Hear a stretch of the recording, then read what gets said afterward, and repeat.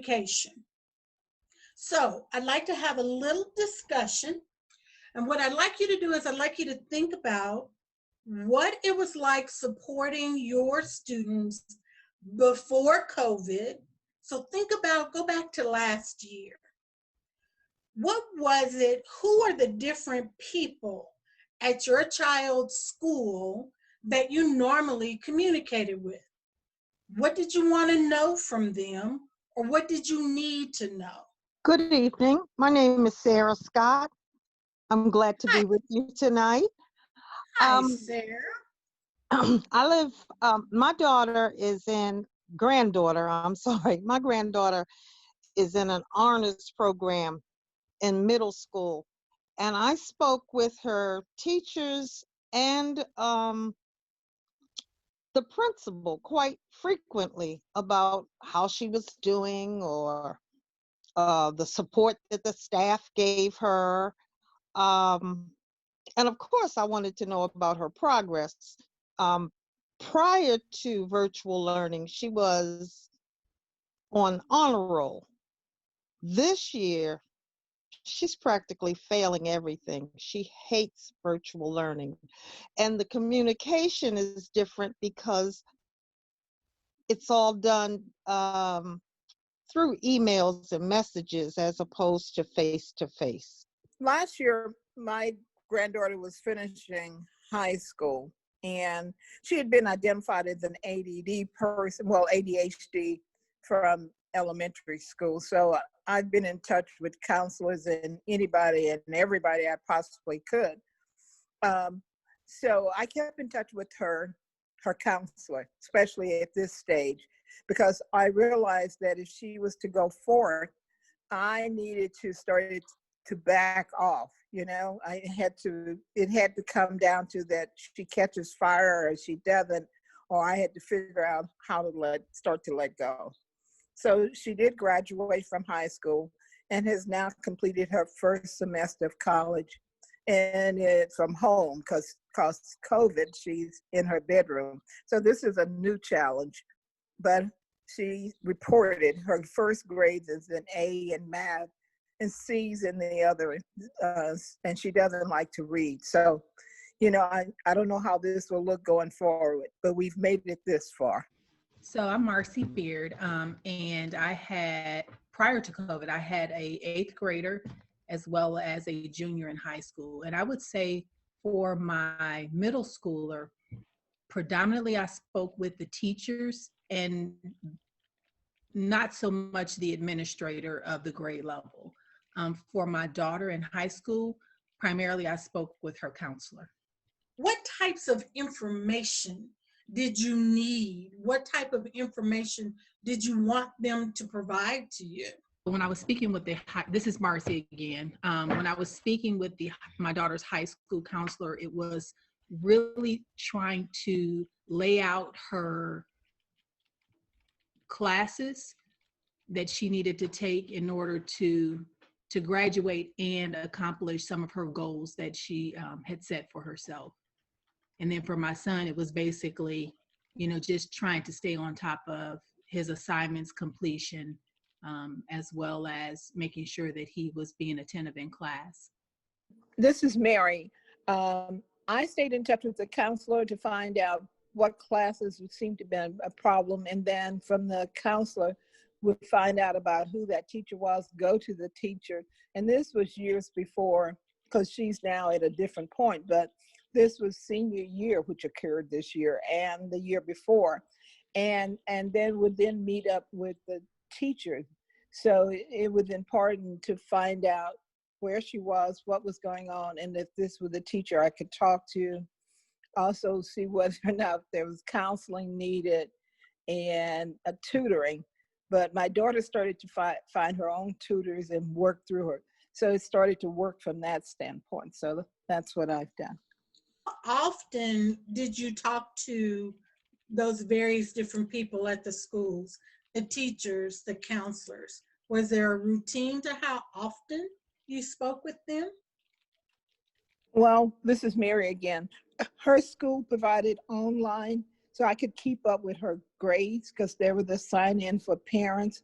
And so, and this had been all the way through from junior high all the way through high school, although we changed school districts and from parochial to public. But these school districts provided all of this information. So if I saw something online, then I would then go to the counselor, to the teacher, and whatever, send comments back. So it was up to me to keep up, but I did it routinely. And but I started to get advised that it's time to let her sink or swim, because it's like they got to make it. The fire has to catch. The child has to then start to believe.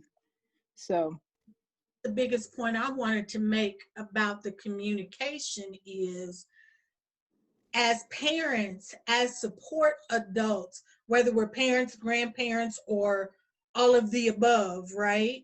We have to support that student to their success. And the only way to do that is through clear, deliberate, intentional communication. It can't be on a certain timetable. It can't be just with certain people. It's got to be with everybody as often as it takes, because like we've said, every child is different. Every child has a different learning style. They use different ones at different times. And if we want our children to be successful, then we have to support them where they are, help train them to where we need them or want them to go, or where they desire for themselves to go. Somebody's got to help guide them there. And communication is a great way to do that. Make sure that when we're talking about communication and engagement, that's this action that we're in. Let's not forget about all the people who are part of the village, who may be people that we need to engage with. First off, there's the parent and the student. You have got to have a one-on-one relationship, an understanding relationship with your student. You need to know and understand what is your student's primary learning style. How is it that they learn best? What are some of their secondary methods that they use? And when is it that you need to help coach them to use other styles to reinforce certain things? For myself personally, I had certain subjects that were harder for me, and I had to use the visual, the hearing, and the taking notes. I had to do it all in order for it to stick. And so you have to know that with your child. The next group that we've talked about that we have communication with is teachers. You have to know your child's teacher. You have to have an open communication. And when we talked about last week, the AAA effect, we talked about some specific behaviors. We talked about being positive, being proactive, being intentional. And as a support person with teachers, you have to be all of that. And I really want to stress the positive piece. We're all human. We all work better when we have positive energies around us. And I always laugh because as a teacher, and I've been a teacher myself, not in K through 12, but only in college. But, the negative energy is what always kind of makes the hair on the back of my neck, turn up. But having a good relationship with that teacher and using positive interactions, positive and proactive communication really helps to formalize that relationship and really helps to get the type of support that you need for your student. Who are some of the other groups that I don't want you to forget about? We've talked about the academic advisors. We've talked about the school administrators. But one other group that I think we need to talk about, and that's parent to parent. You can get a lot of synergies and a lot of information and a lot of support in talking to the parents of other students that are with your students. Parent to parent groups, PTA groups, however way you want to use that, are all good ways to foster communication and engagement, and to get real good information that you can use to help navigate your student through the learning. Another group to use is from student to student. We think about student to student communication, we think about study groups and things like that, friendship groups and those sorts of things. Students relate to each other, and we have to make sure that we make good, consistent ways in them being able to interact. And even though we're in this virtual learning environment right now, we shouldn't forget that all of these types of relationships are important. How do you think, for those of us who are supporting students in a virtual learning environment, what are some ways that we can continue to foster that student to student communication and engagement? Dr. Dozier. One of the things when we started in the spring is they started out with some student study groups through Zoom. I don't think people realize, and even the parent to parent, one of Naya's friends' mother started a parent to parent Zoom meeting for weekly, so we could touch base. What you will find is some of the same questions you have, other parents have, and when you come together, so you can use even in the virtual environment, one or two parents start and other parents will come too. And so don't forget, you can set up a weekly, just a parent support group Zoom meeting, just to say, this is driving me crazy, and you're not siloed over here by yourself. The other thing we did, in addition to the student study groups, keeping with the CDC guidelines, the student had lunch dates. Just to have the interaction with one of their best friends once a week with a lunch date, at one of the parents' house, as long as you all know you're on the same page, you cleaned, you bleached, you've done all the things that you needed to do. And I do want to back up and say one thing about teachers. Communication with the teachers, you must be specific. You want to know their preferred method of communication. You want to know the times. You want to know their availability. You want to know their turnaround time. And what you have to do to get that early on is you're going to email and email like crazy until you get that information. Because they have state contact guidelines that they must meet, hold them to it so that you can have the information that you need. If I email on this day, this is how much time this teacher takes to respond. The teenager in my house has 7 teachers. I have everybody's email address, and I can pretty much get a pretty good response. And I'll tell you a story. This year, since the spring, I have been banned from emailing teachers first. Because in the spring, when the teachers would not respond to me, I gave them a couple of chances to email back to me. Now, I'm not saying this strategy works for everybody. This is just my strategy. And so when I didn't get the response, the internet, Google, the school website has everybody's email address on there.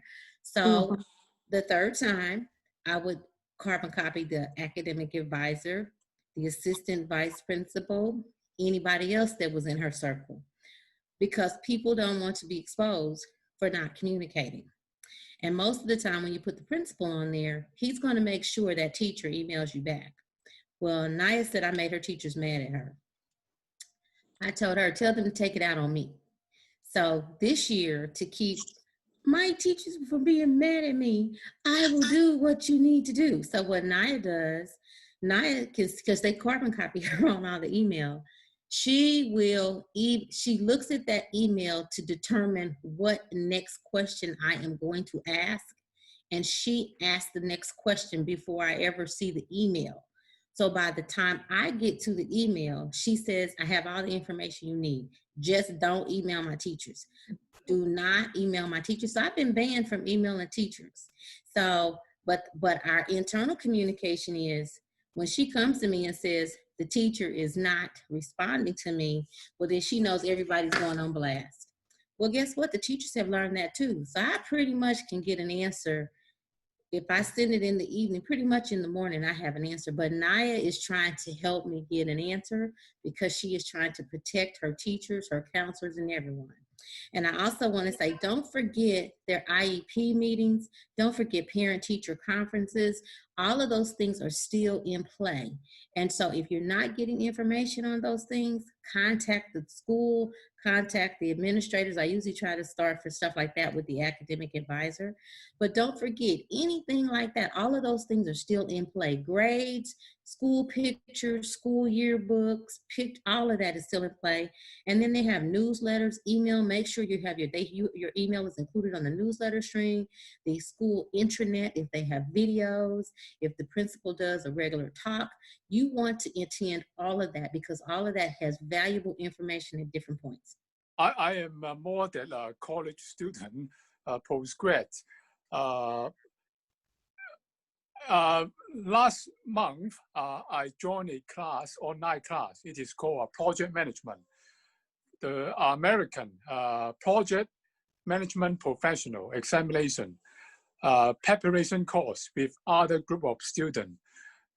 Some of them are adult students, some of them are still college students.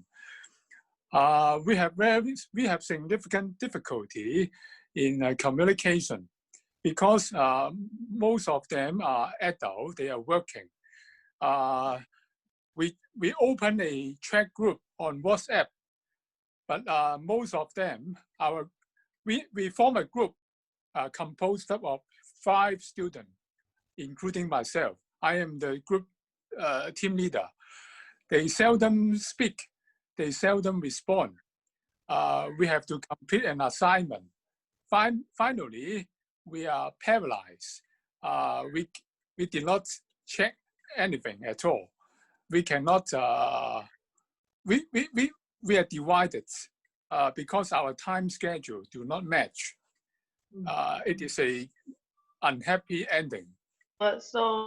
In communication is kind of hard because I would try to get the teacher's opinion on something or like about an assignment, and they would take a while to answer, like maybe up to like a couple days or so, and I would need it sometimes as soon as possible.